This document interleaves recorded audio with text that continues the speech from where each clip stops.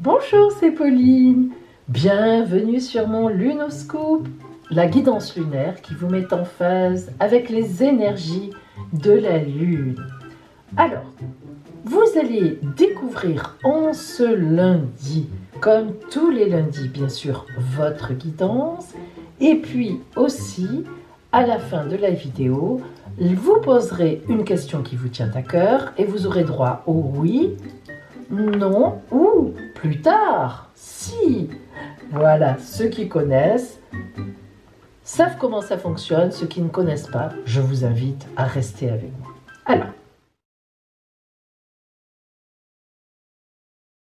Alors, nous sommes lundi 21 septembre. Joyeux anniversaire aux vierges de ce jour. Jusqu'à demain, parce que le 22 septembre, eh bien, on change et on passe en balance. Alors, donc, aujourd'hui, c'est encore les vierges. Joyeux anniversaire à vous. Et c'est la Saint-Matthieu. Bonne fête aux Matthieu.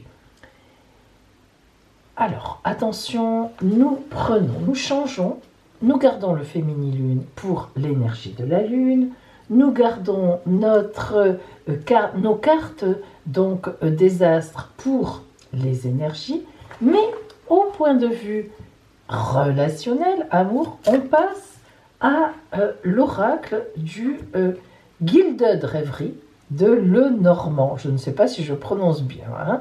En tout cas, c'est donc un très bel oracle, vous le connaissez, certainement certains le connaissent, et nous allons nous en servir pour le côté sentimental. Nous changeons un petit peu. Et puis, pour la parole de l'oracle, le conseil de l'oracle à la fin, nous allons utiliser toute la semaine, nous retrouvons nos runes. Je sais que vous aimez bien les runes, hein, les runes. Ça va loin, hein. Quand on a les runes, on est dans de très très grandes réflexions. Alors comme mes runes sont en bois, elles perdent un petit peu de bois. Bon, allez. Alors, nous commençons avec la guidance. Vous allez avoir le choix entre la guidance de la lune rousse ou la guidance de la lune dorée. C'est parti.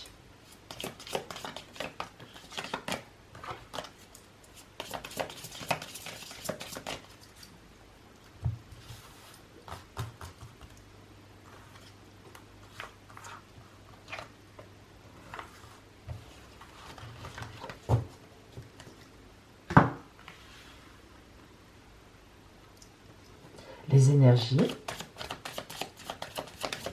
extérieures, mais aussi intérieures.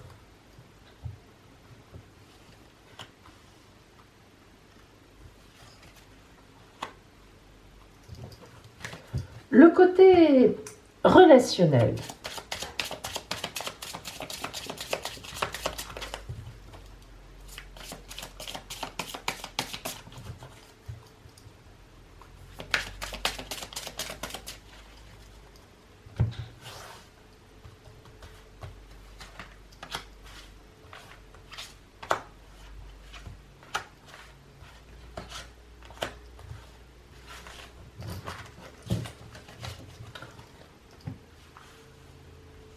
Et puis, hop, on va le mettre ici comme ça. Voilà. Et puis, la rune. La rune qui va venir vers vous, lune dorée.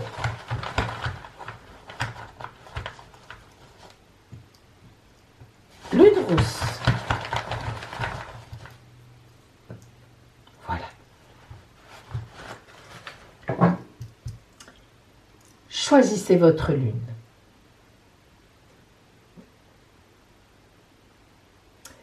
Si vous avez choisi aujourd'hui la lune rousse, oh, très belle carte. Ça fait partie des cartes où il n'y a rien d'écrit, elle fait partie des as, en réalité. C'est-à-dire, j'appelle ça les as. C'est-à-dire, il y a 4 cartes comme ça dans le féminin-lune qui sont les 4 familles, le départ des 4 familles, comme les as dans un jeu de 32 cartes. Alors, celle-là évoque la grande acceptation, la grande confiance. Vous voyez cette femme dont, évidemment, pour chacune de ces 4 cartes, la robe se mêle toujours à tout l'ensemble, c'est-à-dire que tout fait ensemble. On fait partie de la terre, les pieds, on ne les voit pas, tout est mêlé. La terre devient le ciel redevient terre, etc. Cette femme accepte, regardez, elle est dans l'acceptation. Elle n'a pas les mains devant, les mains qui implorent. Elle n'a pas les mains en l'air, les mains qui prient. Non, elle n'a pas les mains derrière le dos, les mains qui refusent. Elle est ouverte. Elle accepte ce qui arrive vers elle. Ni elle va le chercher, ni elle le refuse, ni elle prie, ni elle cherche, elle accepte. Aujourd'hui, l'énergie lunaire vous dit donc, vous allez vivre une journée d'acceptation de ce qui va venir vers vous. Que ce soit bon, évidemment, ça serait plus facile. Vous allez l'accepter. Mais même si vous avez quelques difficultés, si vous avez des soucis, acceptez-les aussi et réfléchissez-y. Et même si c'est bon, pourquoi ça m'arrive, ce bon? Réfléchissez-y aussi. C'est une journée pour ça, pour vous aujourd'hui.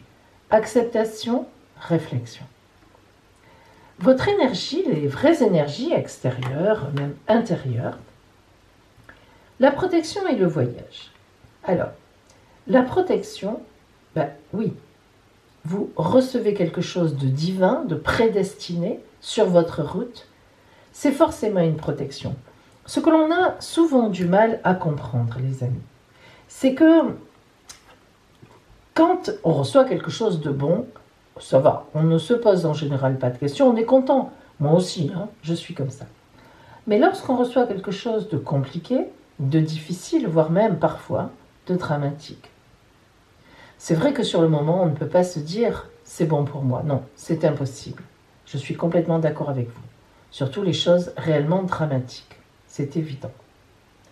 Mais après, plus tard, sauf lorsqu'il s'agit évidemment de drames, alors je ne veux pas, mais il y a juste une chose qui ne rentre pas dans ce cadre-là, c'est quand par exemple, vous avez un être cher qui a un accident ou voire pire, un souci style kidnapping, style... Non mais c'est vrai, soyons réalistes, ça peut exister, ça n'arrive pas qu'aux autres.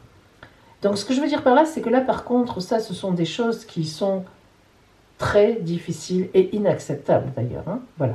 Mais à part ça, lorsqu'il nous arrive un souci sur notre route, eh bien on se rend compte souvent plus tard que ce souci, même sur le moment, ça peut être un divorce, on n'en avait pas envie, une perte d'emploi. Eh bien, en fait, ça nous a permis de grandir, ça nous a permis d'aller plus loin, ça nous a recentré sur des choses qu'on avait oubliées. Et évidemment, donc, le voyage, c'est un voyage psychologique, vous vous en doutez. Ce voilier qui est là, au milieu des flots, et qui se laisse ballotter, mais sans couler, tout simplement porté par ce nuage violet. Tout ce qui est violet, c'est toujours de la spiritualité, de la réflexion.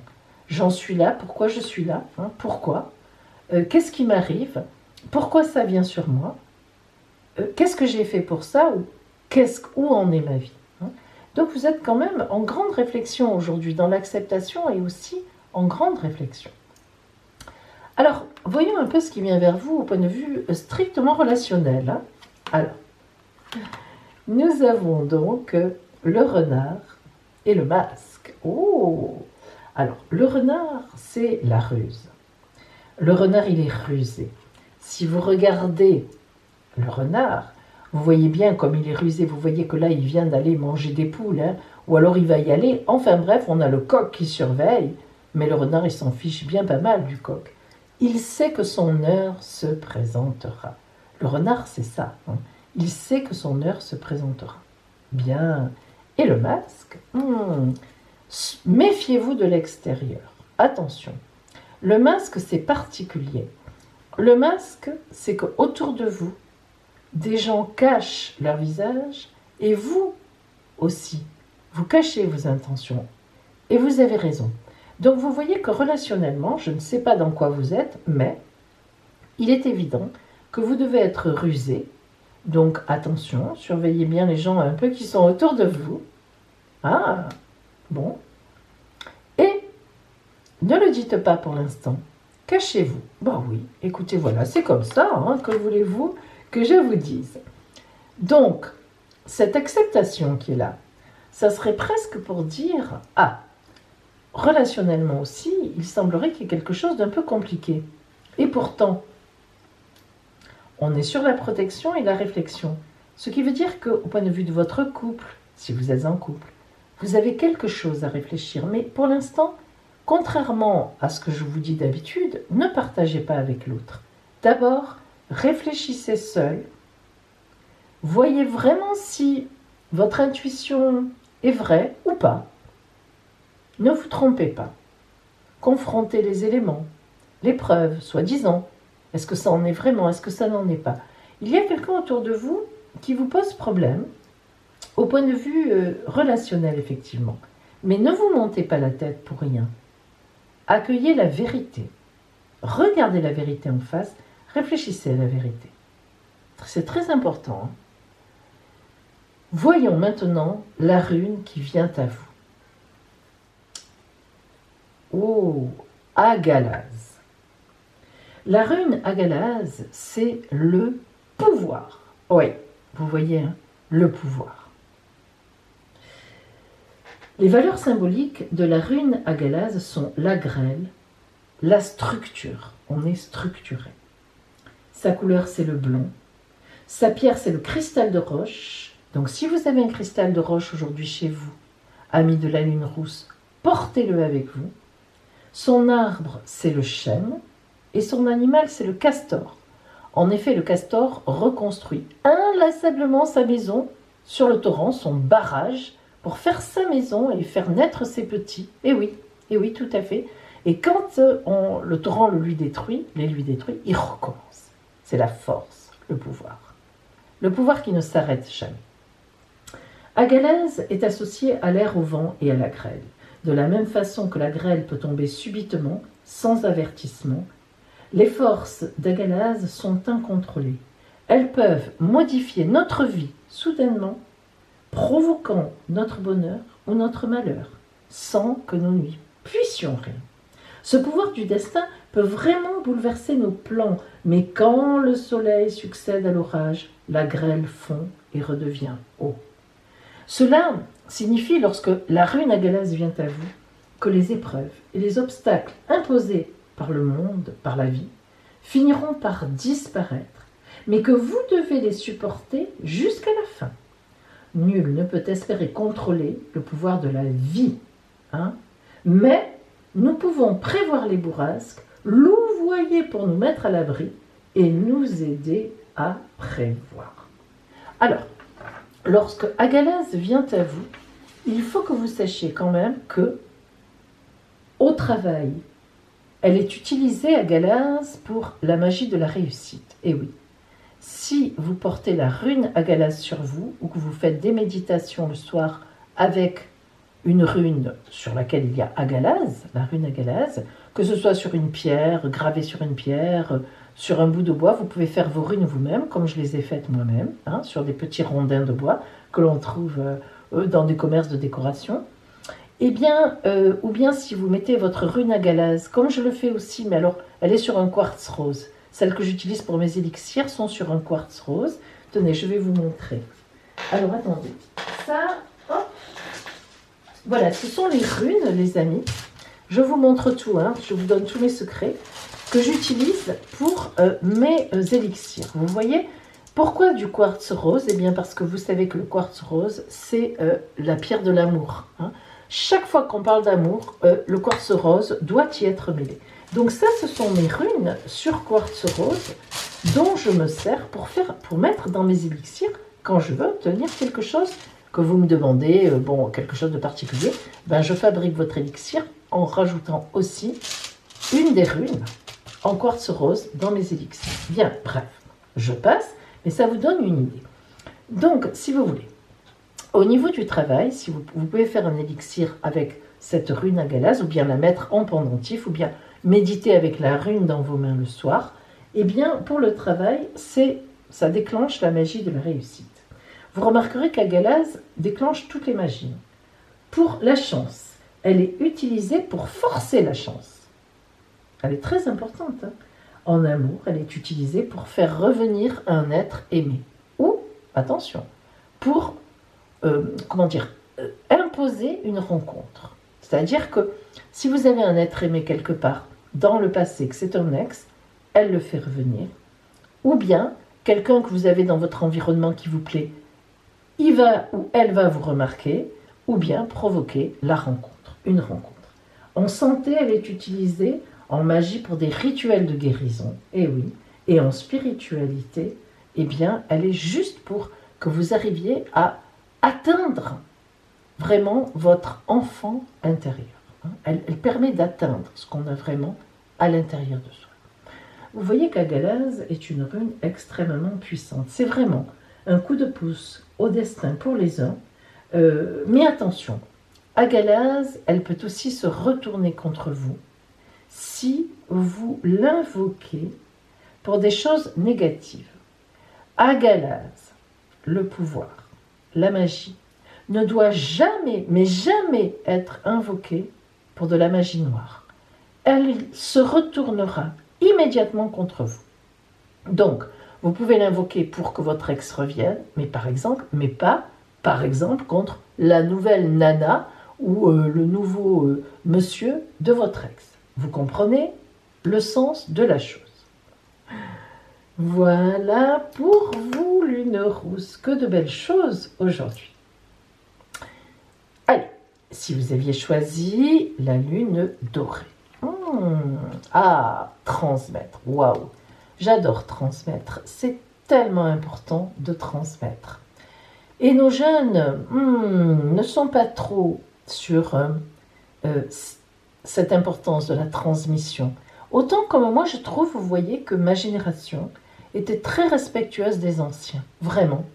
Mais alors là, je trouve que les jeunes, disons jusqu'à 30-35 ans, ne sont absolument pas respectueux du monde ancien, ce que j'appelle le monde ancien, leurs adultes, leurs aînés, mais vraiment pas. On sent vraiment que ça pèse, on leur pèse quand on leur dit quelque chose. Moi, j'adorais quand ma grand-mère me racontait des choses de sa vie. J'adorais ça. Et en fait, je sens maintenant que les jeunes n'ont plus envie d'entendre ça. Ils ont juste une envie, c'est d'aller sur leur tablette, sur leur machin, sur leur truc, mais pas d'entendre des vraies paroles, des vraies histoires. Vraiment, j'espère que ça changera, parce que ça me fait peur. Alors, à la fois, je suis je suis pour l'avancée, si vous voulez, les amis. Vous voyez, moi, je suis pour le modernisme, hein, vraiment. Mais quand même, parfois, face à ça, je me dis, mais c'est important d'où on vient.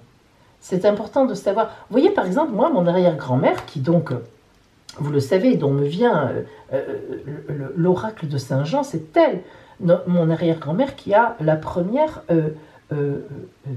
pris cet oracle de Saint-Jean, le trouvant dans un grenier. Bon, enfin, je ne vais pas vous raconter cette histoire.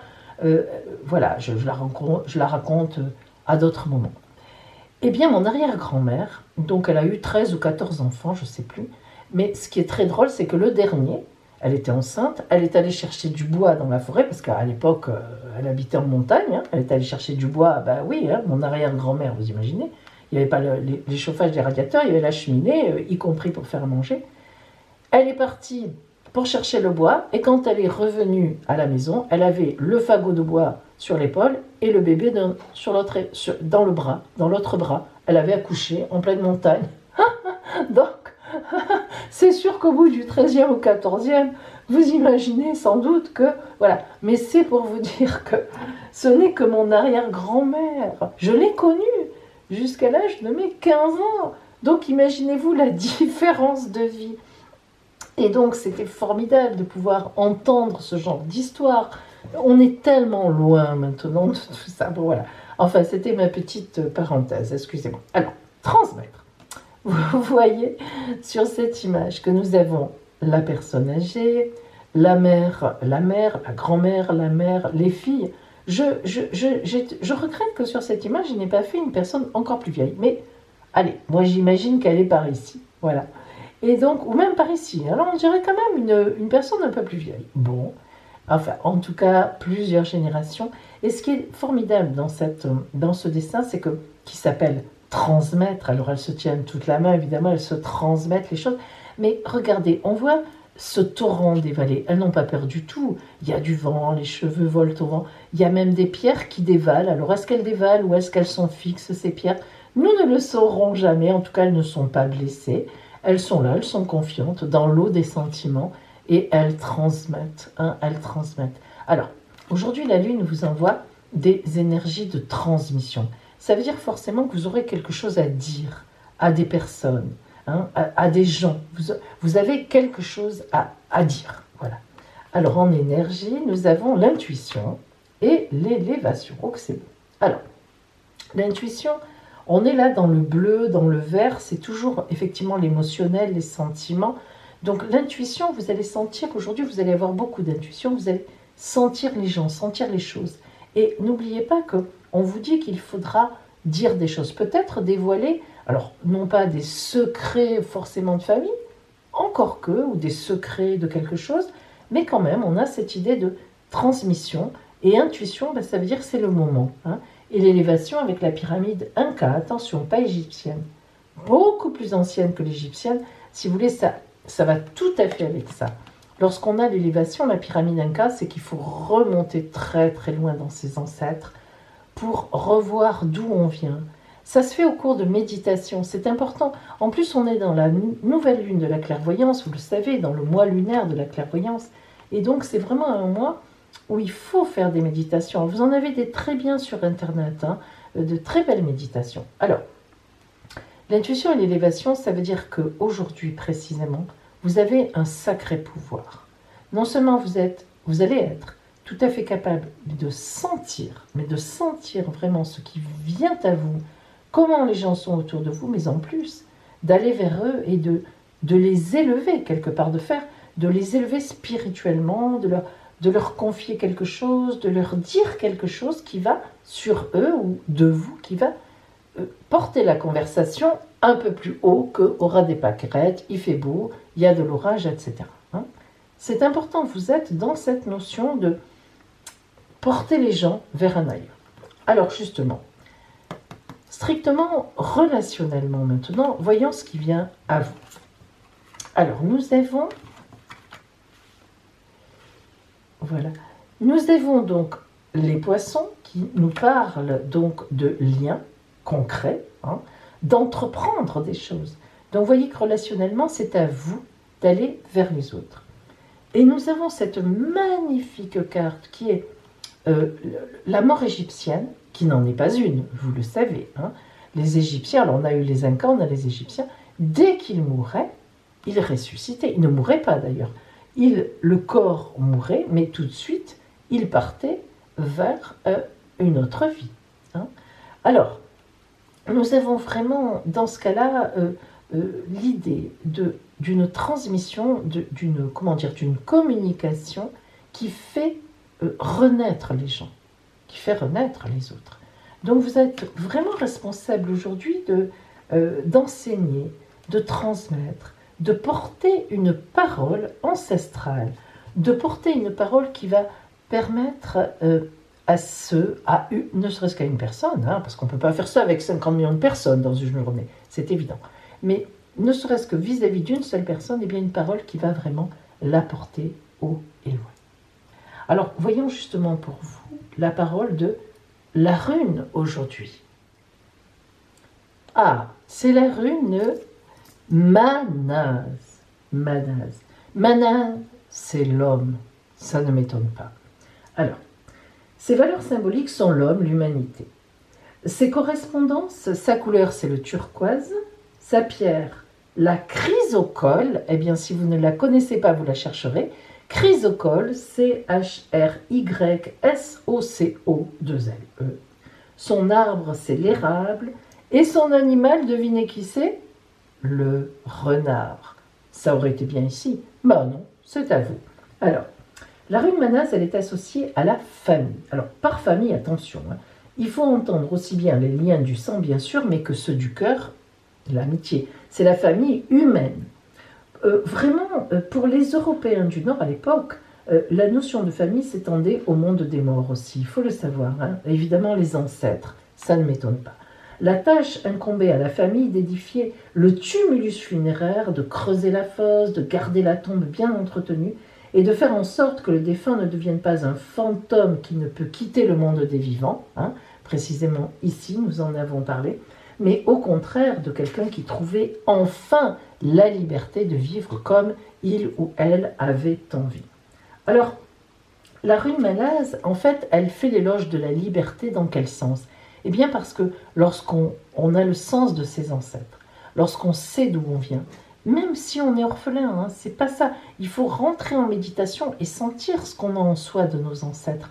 Presque, je dirais presque, rien à voir avec la réalité.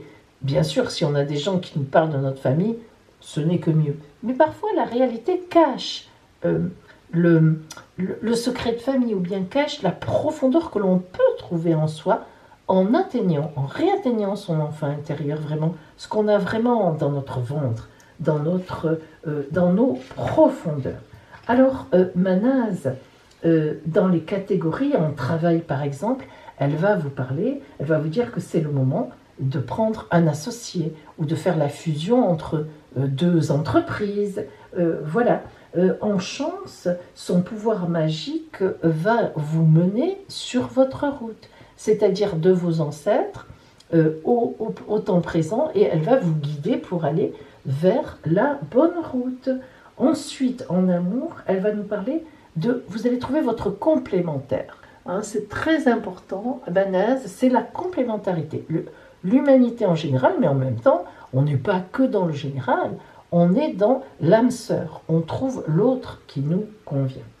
En santé, vous tombez sur Manaz, ça veut dire que vous avez certainement un certain magnétisme. Et oui, Manaz, quand Manaz vient à vous, c'est que vous avez quelque chose hein, au niveau du magnétisme, de l'intuition, nous l'avons dit, mais c'est pas qu'une pure intuition, ça va bien au-delà de ça.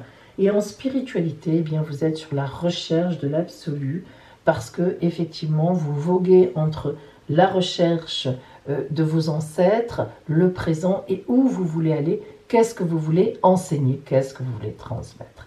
Donc vous voyez que vraiment Manaz est vraiment la rune qui devait venir à vous aujourd'hui. Alors maintenant, eh bien, nous allons voir les aspects astrologiques aujourd'hui sur notre lune. Regardez. Aujourd'hui, la lune est dans le signe du Scorpion. Alors, dans le signe du Scorpion, la lune, elle n'est pas trop à l'aise, mais ça dépend. Pourquoi? Bien parce que le Scorpion, c'est quelqu'un quand même qui, par exemple, disons-le, au niveau de la sexualité, descend très profondément dans ses désirs et ses envies. Et la lune, elle est plutôt romantique, plutôt soft, douce, mais pas toujours.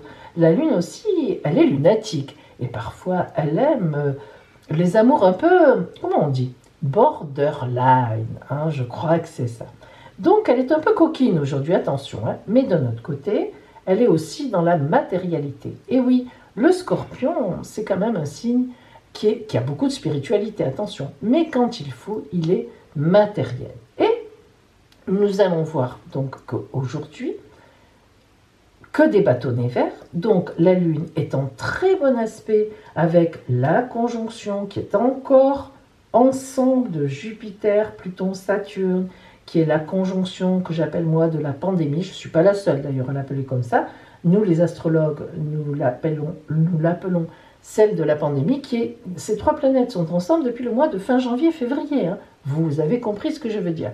Et elles ont, non pas provoqué la pandémie, mais elles nous ont prévenus de ça. Alors, aujourd'hui, elles envoient de bons aspects à la Lune. Ça veut dire que, matériellement, on est capable de réagir, on est capable de réfléchir, on est capable de prendre notre vie en main avec bonheur. Et en même temps, Vénus, n'oublions pas, là, aujourd'hui, avec le Scorpion et ses trois planètes en bon aspect, elle est aussi en bon aspect avec la Lune, elle nous parle donc de finances. Et oui, Vénus, vous savez que c'est bizarre. Hein. Je le dis toujours, c'est bizarre. Moi, ça m'a toujours choquée, et je ne suis pas la seule quand on étudie l'astrologie. Vénus, c'est aussi bien la planète de la femme, de la séduction, de la femme sexuelle, de la séduction, de l'amour, mais aussi des finances, de l'argent. C'est bizarre qu'on associe les deux quand même, hein? Non, mais c'est vrai, mesdames, quand même. Est-ce qu'on dépense autant d'argent que ça? Peut-être. Alors, enfin, en tout cas, je trouve pas ça, je sais pas, c'est assez bizarre. Mais c'est comme ça. Mais aujourd'hui, c'est son côté finance qui ressort. Alors, c'est donc une journée en fait pour s'occuper. Ah, ben oui, je suis désolée. Déjà, on est lundi, c'est pas drôle. Mais en plus, c'est une journée pour s'occuper du côté matériel de la vie. Alors, je vous ai concocté un petit défi matériel, matérios. Allez, c'est parti. Désolée. L'heure, oui, aïe, aïe, vous n'allez pas m'aimer. L'heure de faire vous avez deviné, de faire les comptes financiers et d'établir un certain prévisionnel après cette rentrée qui a dû être un peu compliquée, qui risque d'avoir été difficile, mais le problème, c'est qu'elle risque de l'être encore, de se prolonger un peu dans la difficulté. Parce qu'honnêtement, les amis, on n'est pas encore sorti de l'auberge, hein. Ça ne va pas tarder. Je dirais qu'aux alentours du mois de janvier, on pourra certainement, même fin décembre, commencer à respirer. Mais bon, ça risque d'être encore un petit peu compliqué. En tous les cas, faites vos comptes. Prévoyez si vous pouvez, hein, parce que des fois, on est tellement un peu dans l'ennui qu'on on se dit, mais prévoir quoi? De toute façon, je vis au jour le jour en ce moment, et c'est vrai. Et oui, tout à fait, hein. Bon, en tout cas, écoutez, regardez quand même vos comptes. C'est une journée pour ça, donc je vous conseille vraiment. Regardez, cette petite fourmi qui est là, vous voyez, regardez, voilà. C'est pas une cigale, c'est une fourmi qui a des ailes. Excusez-moi, je vais vite la mettre dehors, parce que la pauvre Simon... Voilà, j'ai mis la petite fourmi dehors, hein.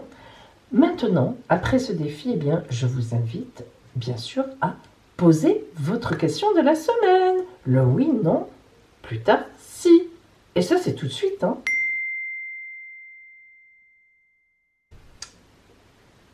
Devant vous, réponse à votre question, c'est le oui. Réponse à votre question, c'est le non. Réponse à votre question, ça, c'est le plus tard, si.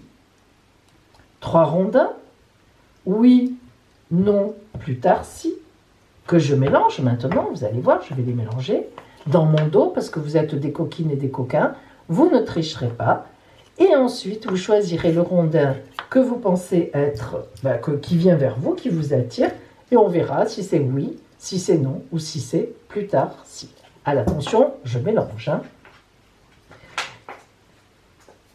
Ça y est. Attention, choisissez votre rondin. Ça y est, c'est fait. Allez, si vous avez choisi le rondin numéro 1, c'est un grand oui à votre question.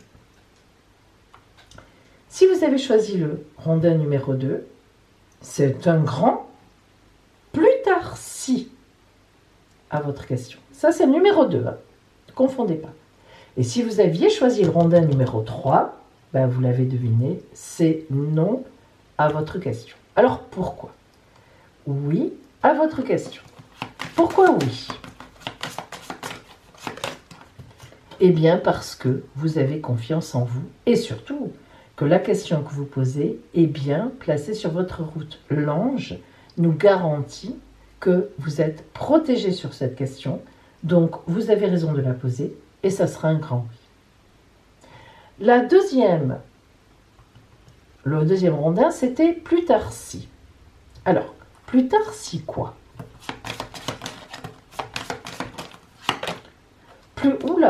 Plus tard, c'est pas souvent que ça tombe. Plus tard si vous savez pardonner. Ou si on vous pardonne. Et oui, ça peut aller dans les deux sens. Donc, la question que vous posez, il y a une question de pardon. Vous voyez? Regardez, c'est 2 oiseaux magnifiques, c'est 2 tourterelles, ou je ne sais pas ce que c'est, des colombes, hein, je pense que ce sont plutôt des colombes, pas des tourterelles. Il y a une idée de pardon pour que votre question soit positive. Et enfin, si vous aviez choisi le 3e, c'est un non. Alors pourquoi non à votre question? Que se passe-t-il?